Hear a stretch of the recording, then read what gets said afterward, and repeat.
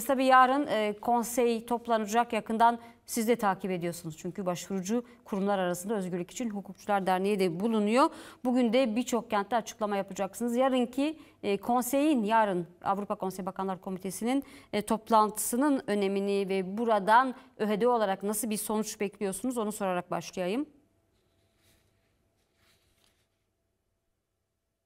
Açıkçası biz 11 yıldır uygulanmayan bir mahkeme kararının uygulanması için gerekli hukuksal girişimleri ve bununla bağlantılı olarak bir kamuoyu oluşturma niyetindeyiz. Bildiğiniz gibi 2014 yılında verilmiş olan bu mahkeme kararı 11 yılı aşkın bir süredir halen uygulanmadı ve bizim yıllarca yapmış olduğumuz başvurulara rağmen bu kararın uygulanıp uygulanmamasını denetleyen Avrupa Konseyi Bakanlar Komitesi de 10 yılı aşkın bir süre boyunca bu kararla ilgili hiçbir girişimde bulunmadı. Ta ki 2024 yılındaki Eylül ayı oturumunda bizim yapmış olduğumuz, bizler ve diğer hukuk kurumlarının yapmış olduğu başvuruları gündeme aldı ve Türkiye'ye bir yıllık süre vermiş oldu. Bu bir yıllık süre içerisinde Bakanlar Komitesi Türkiye'den yasal değişiklik için girişimde bulunmasını bekliyordu. Aksi takdirde kendileriyle ilgili bir ara karar kuracağını belirtiyordu. Haziran ayında ise Türkiye 2025 yılındaki eylem planını açıklarken Bakanlar Komitesi ile ilgili hiçbir Bakanlar Komitesi'nin vermiş olduğu bu kararla ilgili hiçbir girişiminin olmadığını bizler görmüş olduk. Burada bizler tekrardan Eylül ayındaki oturum, yani bir yıllık sürenin dolması için bizler tekrar Bakanlar Komitesi'ne başvurduk ve yarından itibaren gündeme alınacak. Beklentimiz odur ki kararın uygulanabilmesi için esaslı bir açıklamanın komite tarafından yapılması ve Türkiye'ye bu konuda girişimde bulunması için yeni bir arar kurulmasını temenni ediyoruz.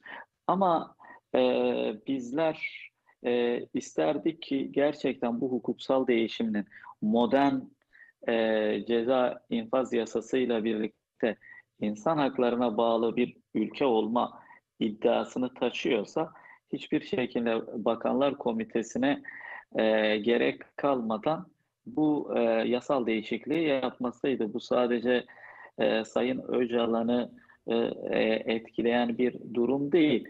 Ceza Serhat arkadaş, infaz şunu da sormak yasasında istiyorum. esaslı bir değişiklik yaparak ÖHD üyesi bir avukat söylemişti. Şu an Türkiye'de umut hakkının uygulanması için herhangi bir engel yok. Bu noktada neler söyleyebilirsiniz? yani bir yasal değişiklik yapıldığı takdirde uygulanması için herhangi bir engel yok. Ceza infaz yasasında bir değişiklik yapılıp bu kanun maddesinin gereği uygulanabilir. Yani Türkiye'de mecliste bir yılda binlerce yasal değişiklik oluyor. Bu da onlardan birisi olacaktı. Tabii biz bunun arkasında değişikliğin yapılmamasının direnç noktasının Sayın Öcalan olduğunu biliyoruz. Bu da mevcut başlayan 2024 Ekim ayında başlayan süreçle karşılaştırdığımızda aslında sürecin ruhuna uymayan bir durum olduğunu da görüyoruz. Burada bugüne kadar atılan adımları göz önüne aldığımızda artık hem sürecin bir yasal süreci koruyan bir yasal değişikliğin olması gerekiyor.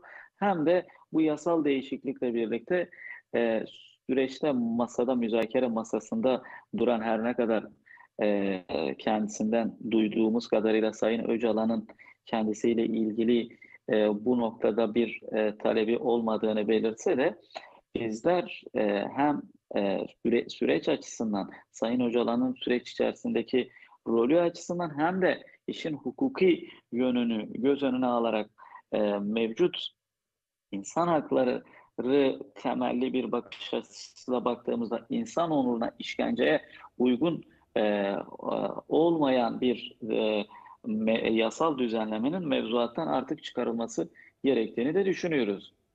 Peki bugün birçok kentte açıklama yapacaksınız Özgürlük için Hukukçular Derneği olarak umut hakkına ilişkin. Verilecek mesajları sorayım buradan, neler söylemek istersiniz?